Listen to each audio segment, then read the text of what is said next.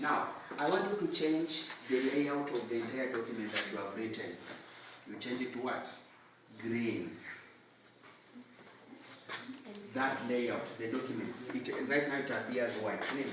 You change it to green. The layout of the document that you are working on. You put it green.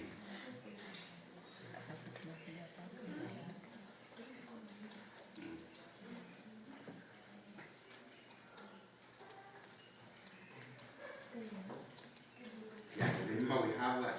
Font color, layout, and design.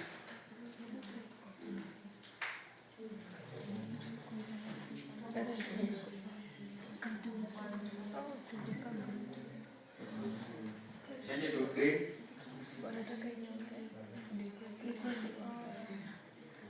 Yeah, the entire document. I want the entire document to appear green.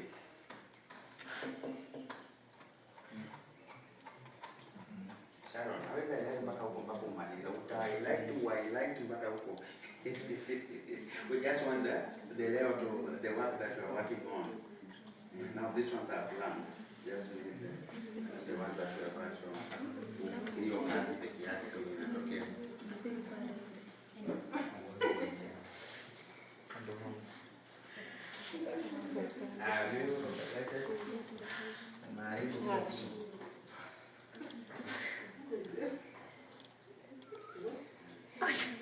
You have clicked what? Font. Yeah, I have font. Remember we have this one, which is font. I told you the moment you show any icon, the pointer, it indicates to you what happens there. Remember? Yes. If we send you one.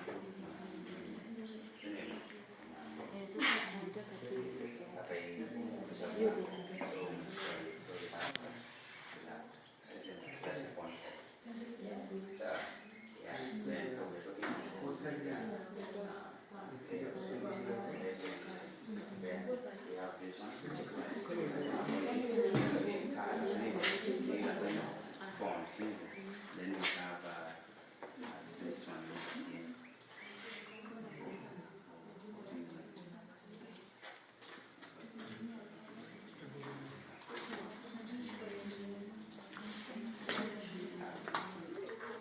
This is what I'm talking about. Now this is design. Yeah, so I'm able to have a green. So I change everything to green. I'm able to have a blue. Yeah, so I've said you have a design of green. Now do like that. This is what I'm saying. Make sure your work looks like this. Able to see? This is what I'm talking about. Yeah, if it is font color, only the letters change to what? Green. Sawa? Yeah, so we're talking of design, the entire document. Do like that. Let me see.